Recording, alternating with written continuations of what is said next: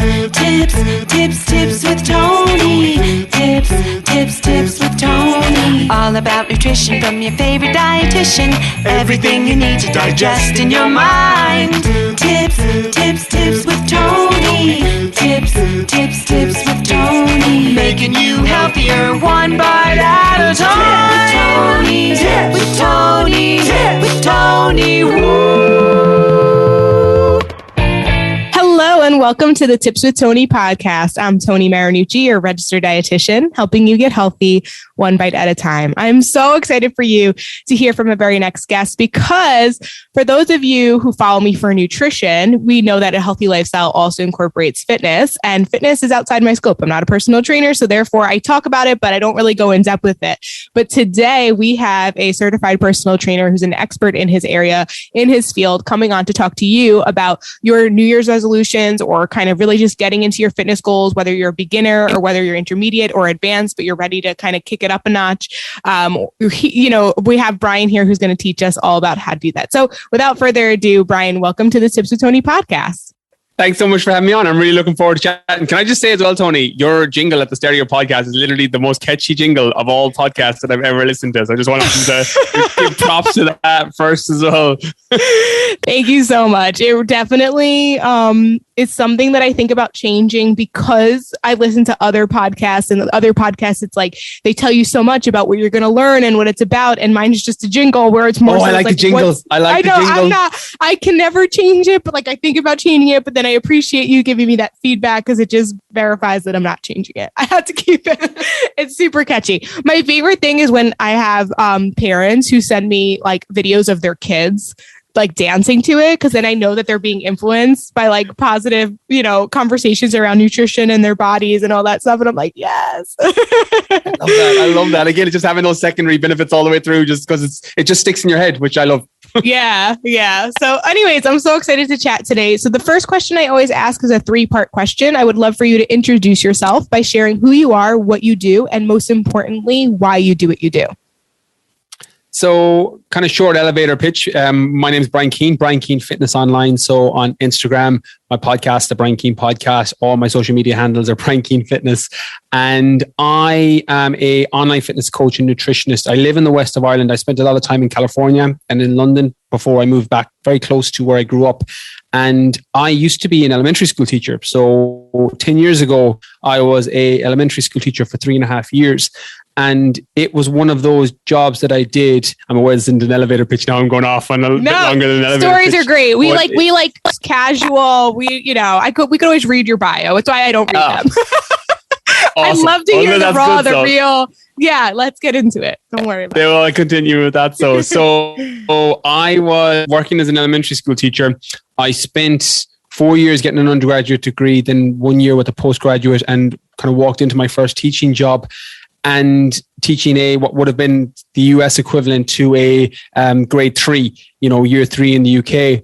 And I was about an hour into my first day of teaching with a class of 30 pupils. And I realized this isn't what I want to do. I was like, I've spent all these years getting qualifications, getting certs. And the analogy I use, something I use very regularly on my podcasts, in books, etc., is it felt like I had spent years climbing a ladder, but I was up against the wrong wall. And I was at the top, and I had this kind of moment of, oh my God, what am I going to do? I'm not doing this for the next 30 years. I'm not going to do this for the next 40 years. And I came home that Christmas. I stayed in my teaching job.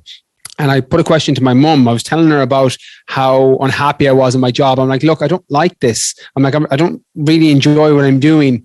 And she asked me something that I've since put to so many personal trainers and fitness people and people on podcasts. She asked me, what would you do for free?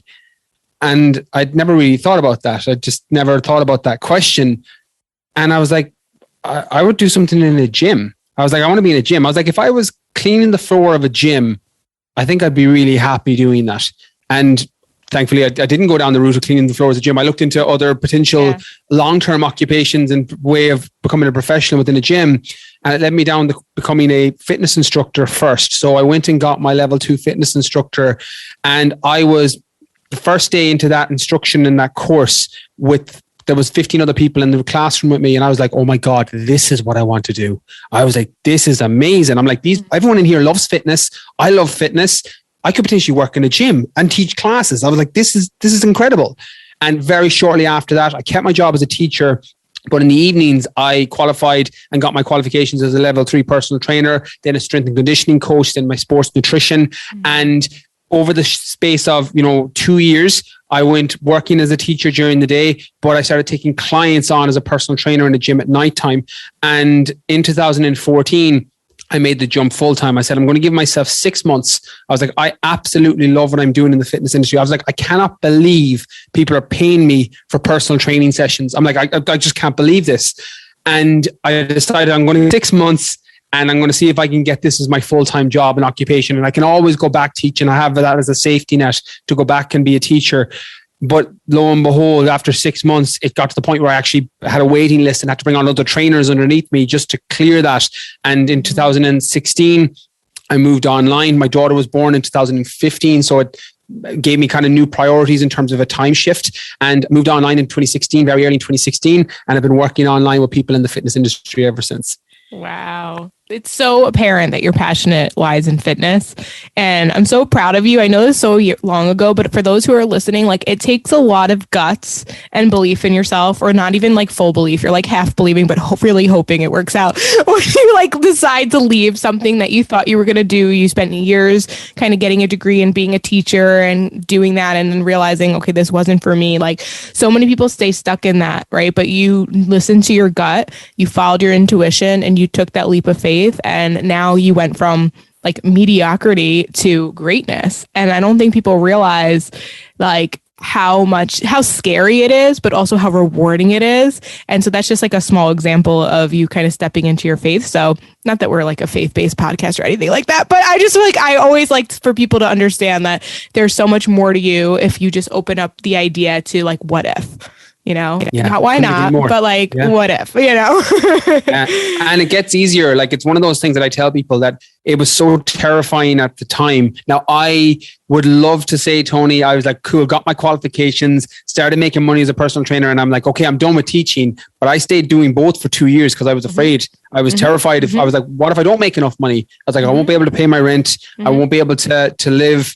What will happen?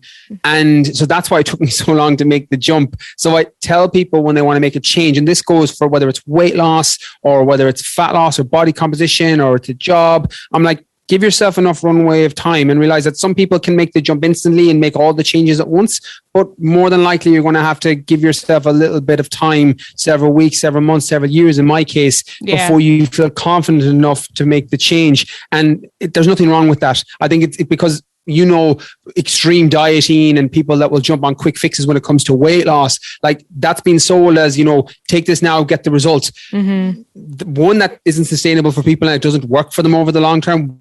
You and I both know it's your content. It's a large portion of mine as well. And this is just my version of that you have to do small things consistently well and make changes. And then following that faith, like you're choosing to follow a potential program, if it's weight loss or nutrition, working with you, Tony, working with me, working with other great dietitians, nutritionists, or trainers, and you're putting your faith into that. You're like, well, this is the person I've identified is going to be able to help me. I can't see the end result just yet, but I can take a small, consistent change maybe today that will help get me there because I have a person who can help me. I think that's important to understand for people so that they don't try and figure out everything themselves, which can be really daunting and tricky, and you're not learning from the mistakes of others where you could potentially shorten your learning curve. But also you need to have that faith once you've established who it is or what it is that's going to potentially work for you as well, whether that's weight loss, whether that's fat loss and body composition, or in my case, whether that's, making a jump in your career. Yeah, I love that. I love that analogy too. And I don't think that I understand what you're saying too, with like kind of like that for the 2 years, it was a little bit of fear, but also I think you were getting that solid foundation. And I think so many people, whether it be in fitness or nutrition, are looking at like, they're looking at like supplements, for example, as like the first thing, when really they need to be looking at like their eating habits as the first thing, or they're looking at like, I want to be able to run a triathlon, but they never even like ran a mile. You know what I mean? Like, so it's like, we have to have that solid foundation, because once you have that, and like, I love that example of like the small, consistent steps over time, then from there, you can really build. If you think about a house, I actually been meaning to record a podcast about this, because everyone who's been listening to my podcast knows right now I'm in my closet because there's construction going outside my building. And I'm watching them build a brand new building. And I watched them do it from like, they had to get under the dirt. They had to clear the pathway. I mean, now it's actually incredible, like what has happened, you know, which seems quickly, but it wasn't quickly. I mean, this thing has been going on for months, but it looked like nothing. It looked like, how is there going to be a building because it's another building that I'm living in. It's just it's one across the street. I'm like, how are they going to do this? And I've been watching them every single day and like chip away. And now it's like they're picking up gas. Like now you can tell it's like, this thing's going to be done really soon. But in the beginning, it almost felt like, where, when, how, like what? But it's just amazing because they just stuck to the basics and they just build that solid foundation, and now the building won't fall, you know? So I think that's what we need to do in our nutrition and fitness journeys, just our overall healthier lifestyle, is really get really good at the basics. So that way you can build from there. I couldn't agree more. Like, it's one of the things I tell a lot of my clients, and I know it's very similar to people you work with, is that going from 0 to 1 is way harder than going from 1 to 10. I.e. translation, getting started is the hardest part. Always making those dietary changes or physical lifestyle changes, whether that's going to the gym or increasing your step count. Like, I'm not a personal trainer who's like, everyone should be in the gym. I'm like, you should do what you enjoy and what you can stick to, particularly for weight and fat loss. Like, that goal is way more straightforward. Now, if you want to run a triathlon or do a triathlon, you need to swim, you need to cycle, and you need to run. But to lose weight and to lose body fat, like, you need to be in an overall caloric deficit using, you know, good quality foods ideally, so that fuel your body so you feel good. But you don't actually need to work out several times a week. Like, you can do that with a step count. I just have some of my clients who just move more, like where they're trying to hit a step count every day. Some love the gym, some do home HIIT workouts. It really varies. It's about finding what you can stick to and what you can enjoy. One of the things that I talk about, I use it on both sides, but we'll keep it on fitness because that's kind of my area of expertise,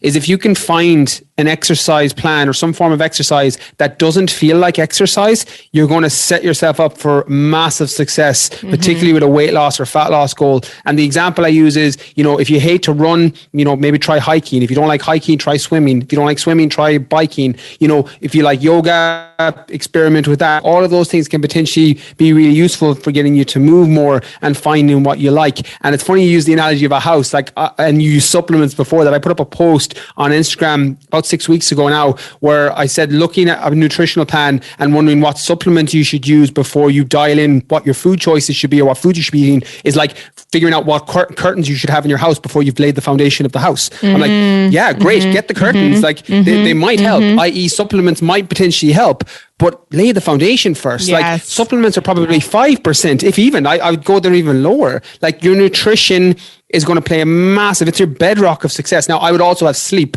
I was going to say, closely tied with that. Like, lifestyle they're factors. so close together in terms of, and then training's above that. Like, nutrition and sleep are a big, massive portion of your progress for body compositional change, weight loss, fat loss. And then training's up there. And then supplements are going to be the last maybe 5%. And I'm being generous with that 5%.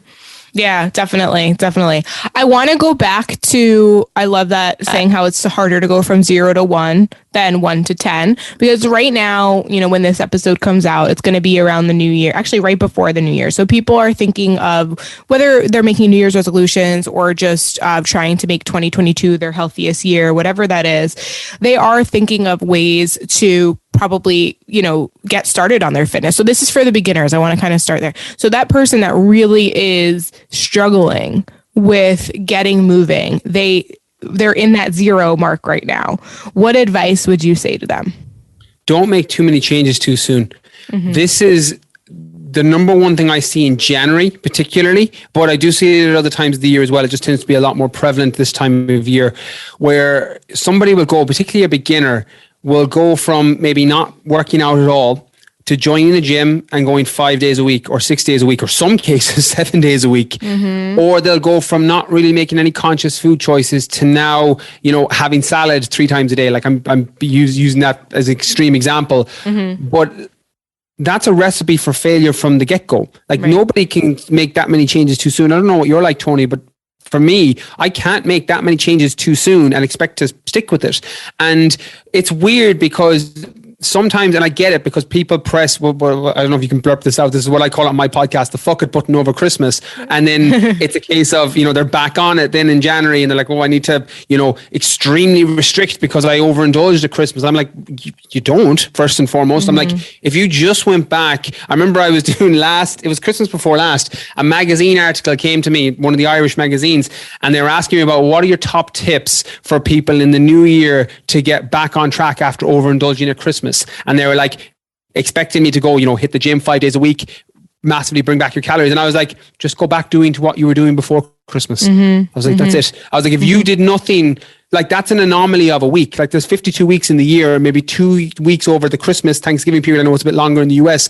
You're talking a couple of weeks over the entire week. If you just went back eating the right way and the way you were eating beforehand, you drop a lot of that Christmas pounds within that month. Like that's just, you're going to regress to the mean for the most part, for the majority of people. So you don't need to make those changes. But if you do want to get a little bit faster results, you don't make too many changes too soon. Like you look at the analogy I use, or the example I use is, if you went from making one nutritional change each week or every 2 weeks, maybe looking at your breakfast for the first week of January and saying, no, you're going to eat the same lunch and dinner that you always eat. No changes there, nothing too crazy. But you are going to look at your breakfast, trying to make a good nutritional choice for breakfast. Some scrambled egg, maybe a bowl of porridge, a smoothie, maybe with lots of fruits and maybe some healthy fats, whatever, it looks like based on if you're following plant-based or not, etc.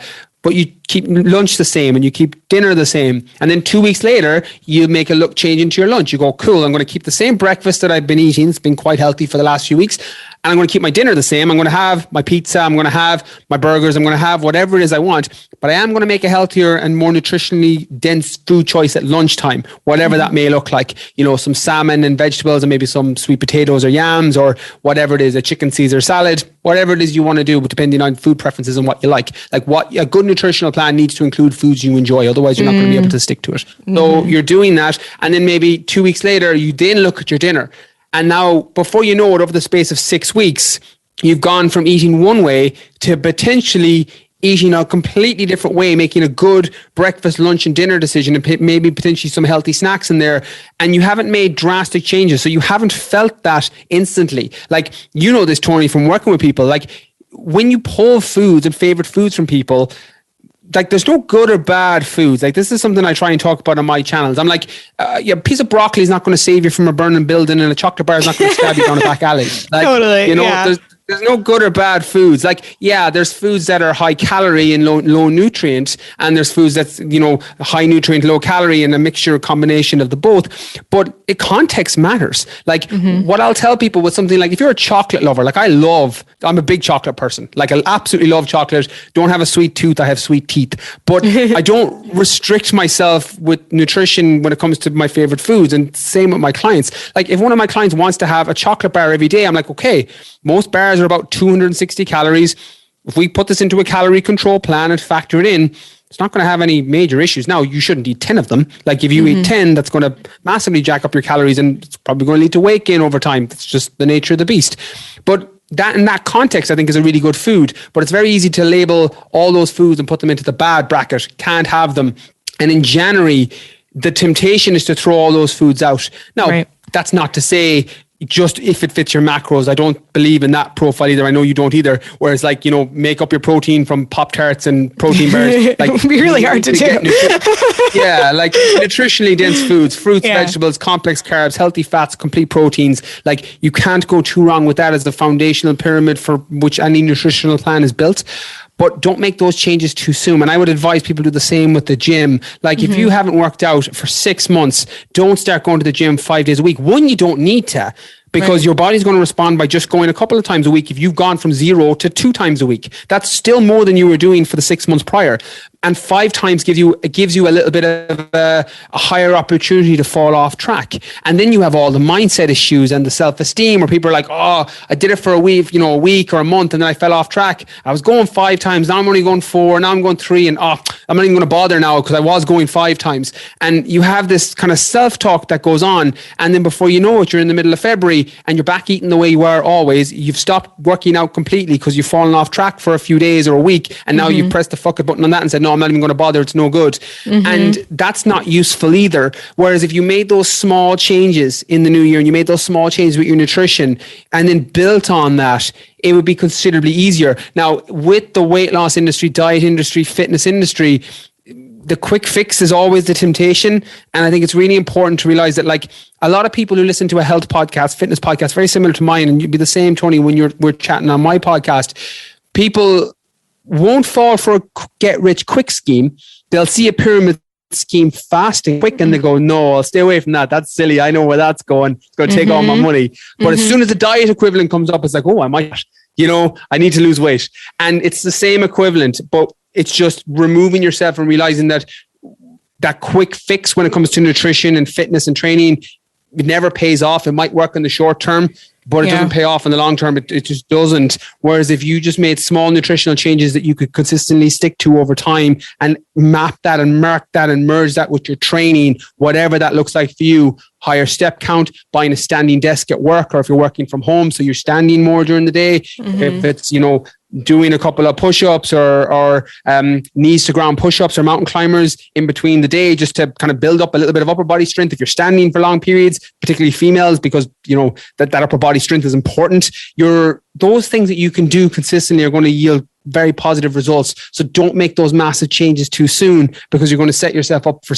failure from the get-go. And that's not the right way to start the year. Yeah, oh my God, that was so many great nuggets in there. Thank you so much for sharing that. The thing that really stuck out to me the most is mindset. And I think that from the get-go, if you go in with that all or nothing mindset, you guys are probably tired of us talking about it, but we're just protecting you.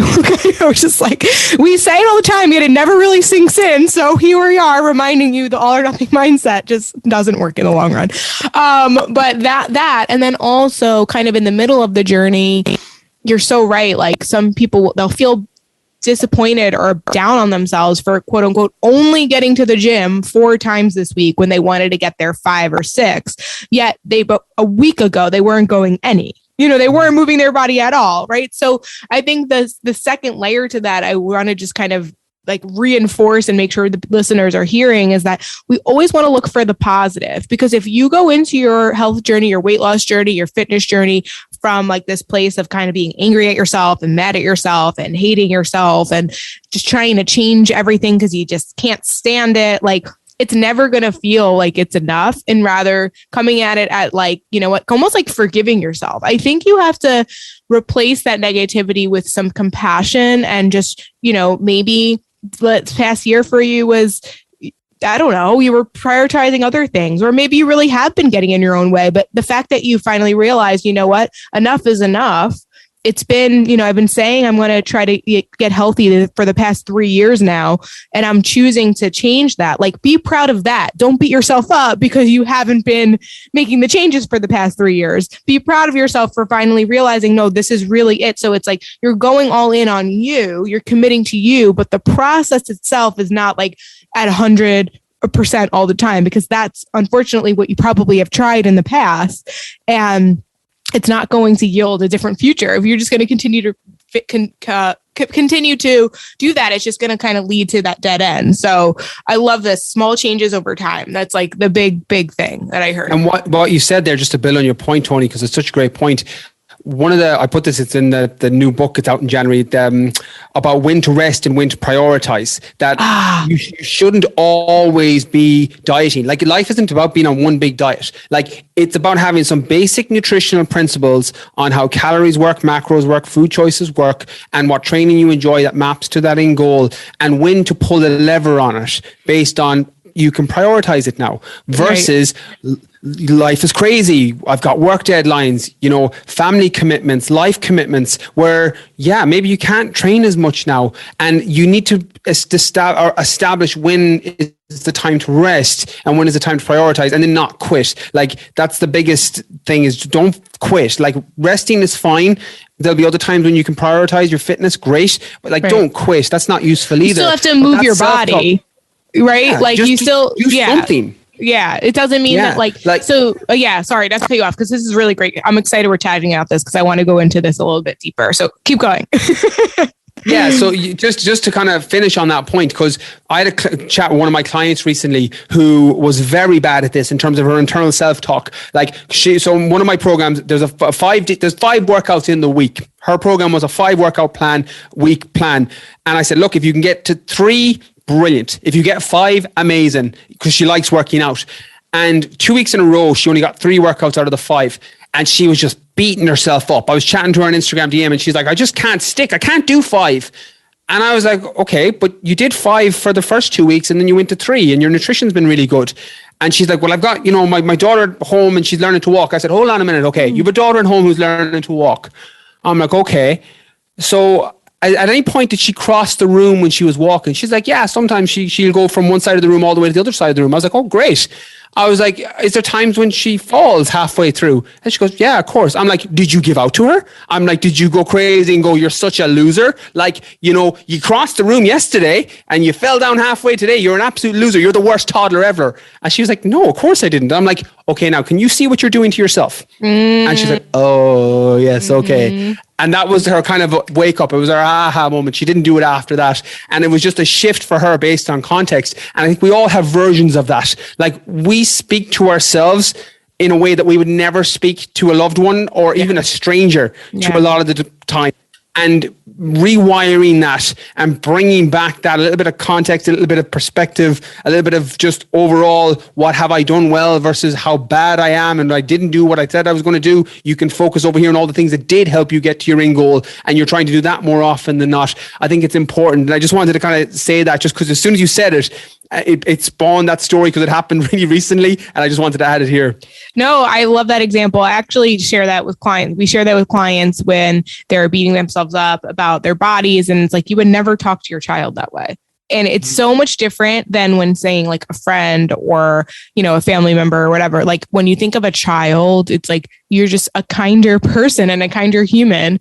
And we need to be treating ourselves in that same way, because chances are a lot of the reasons why, especially women, and that's just because of my audience, and I know you have a similar audience where women are beating themselves up. It's because in childhood, they didn't get the love, care, and attention that they needed, right? So we almost have to be that for ourselves.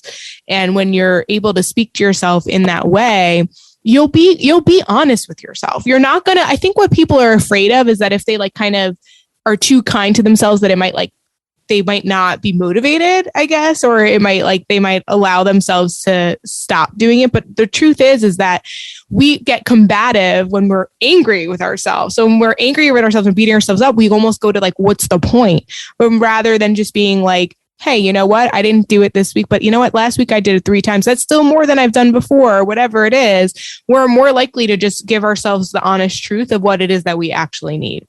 It's so important. I think it's one of those things that, and I talk about this a lot on my platforms, and it comes across the wrong way without context sometimes.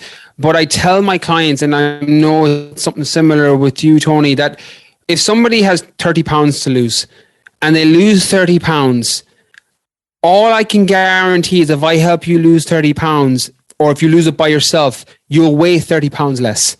I'm like, that's the only guarantee. Will you be happier? I don't know. It depends on how you get there. Will you feel more confident? I don't know. It depends on the confidence legs to your table that you add as you go along. Will you have higher self-esteem? I don't know. I think the process of your weight loss journey really matters for that. Yeah. There's so many factors. Whereas I want to lose 30 pounds. People think that, well, I'll be happier, or I'll be more confident, or I'll feel sexier. I'm like, you might. And how you get there and the process is important versus just an outcome-based process, or whether you're just focusing on the 30 pounds. The analogy I use is if you have 2 people, one loses 30 pounds by going on a diet that gives you 600 calories every day from a juice or a bar, versus somebody who gets into a slight caloric deficit with good nutritional food choices and who moves more, and they do it over a similar period of time. The end outcome is the same. 30 pounds is reduced, but who do you think is going to feel a lot better about themselves? Who's going to have more balanced hormones? Who's going to have a higher energy levels? Who's going to feel more confident about what they did? The person who did it that way with the changes as opposed to going for a quick fix. So that matters. And I think it's important when I'm speaking on my podcast as well as yours, Tony, and other weight loss, nutrition, fat loss, body composition, diet podcasts, is losing 30 pounds only guarantees that you'll step on a scale and weigh 30 pounds less. All the other stuff comes from your mindset and the process and how you get there. And I think that is important for people to understand in case they're looking at the shiny object over here, realizing that actually this isn't the thing you want, it's something else. Right. And all you can guarantee that when you weigh 30 pounds less is that scale will be a little bit lighter in terms of the number that's looking back at you. Wow. Yeah, that is so true. That was a great way of putting it. Absolutely. And it's not the weight, it really is. It's just a number. It's somewhere you're like looking towards and you could be focusing on. But if it's the only thing you're focusing on, you're going to be really disappointed. Right. So I think that's such a great point. Oh my God, this has been so good. So let's talk about your book. Let's see what's happening in January. This is going to be coming out right before it's out. So tell people more about your book. Oh, thanks so much. Yeah. So my new book, it's called The Keane Edge, Mastering Your Mindset for Long, Real Lasting Fat Loss. It's a nutrition book that covers everything. So the mindset side, a lot of the stuff I've talked about here, some of my favorite chapters in there are things like the myth of Magic Monday. So, why do we wait until Monday to start a new diet? New Year's, Mondays, after the holidays, after the summer, when life slows down. Just so such an unsupportive belief system. Like Tony, you've heard them all. Same as have I. And AKA, I just don't have a priority of it right now. It's just not willing to make change. I just am not ready. That's really the answer. That's it, which is fine. Own that. Like if somebody, that's what I tell people, very similar to the rest and prioritize. I'm like, there's nothing wrong with not being in a position to make those changes now. Just realize that you're making that choice based on some other factor, external factor. That's cool. That's fine. You can own that, and in the new book, I talk about the mindset side. I talk about the nutrition side, breaking down everything, and just all the myths and misconceptions, the myths on stubborn body fat and hormones, and because hormones play a role, but the role they play is important to understand from a scientific and evidence-backed approach versus, someone selling you something on the internet that says balance your hormones and you'll drop all this weight. I'm like, there's more to hormones than that. Yeah, totally. Just this more than anybody. So it's out. I'm hoping it's kind of an amalgamation of a lot of my content over the last 18 months. I've spent the last 18 months writing this. So it's going out on the 6th or 7th of January. We'll have the audiobook in February. It'll be available everywhere, all the stores, Ireland, UK, US, online. So I'm looking forward to getting that out there, and hopefully it helps people, just because very similar to what you do, Tony, I'm just trying to break down the myths and misconceptions so that people can find what they're looking for, whether that's working with me, working with you, working with another dietitian, another trainer. It's just about finding what's going to be a good fit for you. I think of trainers, nutritionists, dietitians, it's like square pegs and square holes. Some people are square pegs and they'll find that we're a great fit for them. Other people are, not so good, square pegs and round holes. So you're just looking about finding what's going to be a good fit for you with your nutrition, your training, or your coach. And with the book, I'm hoping to kind of shine a little bit of a light on that and all these different misconceptions and myths there is around nutrition, so that you can try and establish, well, what should I do? Should I try intermittent fasting because it suits my lifestyle? Or should I try clean eating without counting any calories because they stress me out if I track things too rigidly? And you're just looking to find what's going to be a good fit for you, and then apply that into your lifestyle based on, the context of what's going to work for you with the foods you enjoy, a plan that's in alignment with your goals, and basing it on your lifestyle schedule and situation so that you can stick to it over the long term. Yeah. I love it. I love it. So good. So anything else you want to add before we wrap up today? No, just I'm really looking forward to chatting when you're on mine as well. So it'll be very close together within this one. It's out a week or two after this episode goes live. So I'm really looking forward to that. Awesome. So remind people the name of your podcast and where they can find you and contact you, ask questions, follow up, all the things. Yeah, so the podcast is the Brian Keane podcast, and then everything else is Brian Keane Fitness. So the website's briankeanefitness.com, Instagram, YouTube, Facebook, TikTok. It's all Brian Keane Fitness, of the same handle on everything. Awesome. I'm going to pick your brain after we stop recording about YouTube, because I think that's my 2022 goal. Oh, amazing. I look forward to it. Yeah, I want to do a YouTube channel separate from the podcast. So we'll chat after. Anyways, go follow Brian, guys. He is amazing. Our values, our content's very much aligned. So if you like my stuff, you're going to love his stuff. Definitely, if you enjoyed this episode, take a screenshot of it, share it on your story, tag me at tips_with_Tony with an I, and tag Brian as well. I'm going to put all of his links in the show notes so you can find it super easily. And if you're not subscribed to the Tips with Tony podcast, definitely hit the subscribe button. A new episode comes out every Tuesday and Thursday. And when you're subscribed, you don't miss a beat. All right, that's it from us today. Thank you so much for listening. As always, I'm Tony Marinucci, your registered dietitian, helping you get healthy one bite at a time.